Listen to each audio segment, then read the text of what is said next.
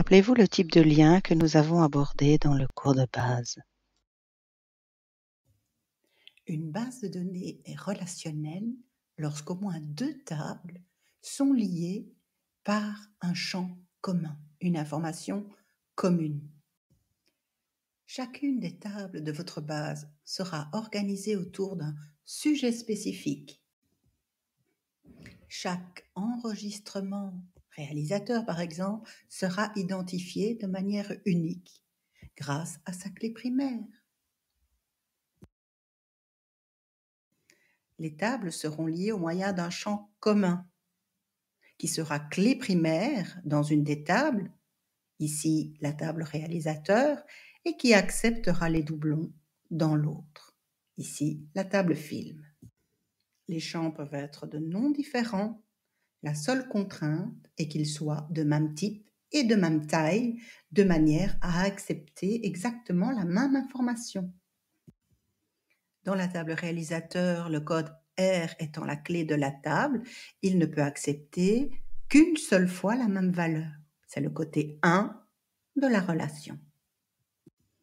Du côté de la table fine, nous avons le champ code RF qui correspond au code R de la table réalisateur. Mais dans la table film, ce champ accepte les doublons. On peut avoir plusieurs films du même réalisateur.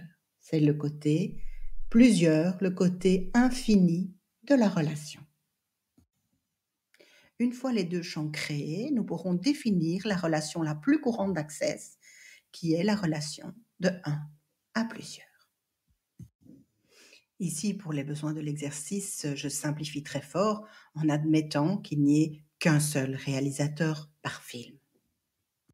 Et de la même manière, le code G de la table genre, qui est la clé de la table, l'identificateur unique, sera le côté 1 de la relation, alors que le code GF, champ de la table film qui accepte les doublons, sera le côté plusieurs de la relation entre la table genre et la table film. Un film n'a qu'un seul genre, un genre peut servir à plusieurs films. À nouveau, ici, je simplifie les choses pour l'exercice.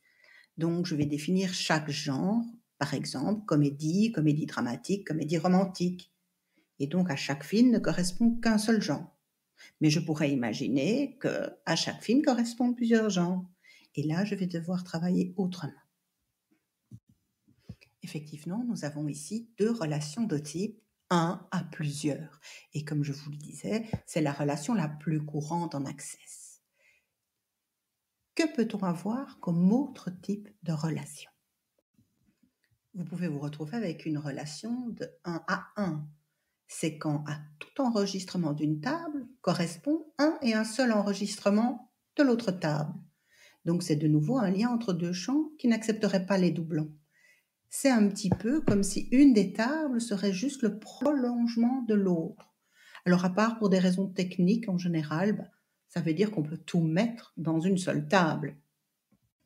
Dernier cas de figure que vous pourriez rencontrer, c'est le lien de plusieurs à plusieurs. Alors il n'est pas directement possible en Access, quoique depuis la version 2010, ils ont inventé quelque chose qui s'y rapproche.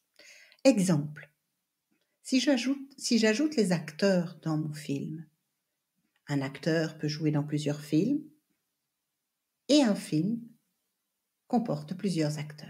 J'ai donc bien affaire à un lien de plusieurs à plusieurs. Le meilleur moyen de gérer ce lien de plusieurs à plusieurs est encore d'éclater ce lien en deux liens de 1 à plusieurs. Et on retombe sur cette relation la plus courante de 1 à plusieurs. En fait, quelque part, nous voyons déjà ce lien de plusieurs à plusieurs dans ce cours de base. Si vous regardez bien, entre la table réalisateur et la table genre, il existe un lien de plusieurs à plusieurs. Effectivement, un réalisateur peut créer des films de plusieurs genres.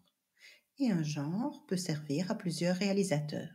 Donc entre réalisateur et genre, il existe bien un lien de plusieurs à plusieurs, qui est bien éclaté ici en deux liens de 1 à plusieurs.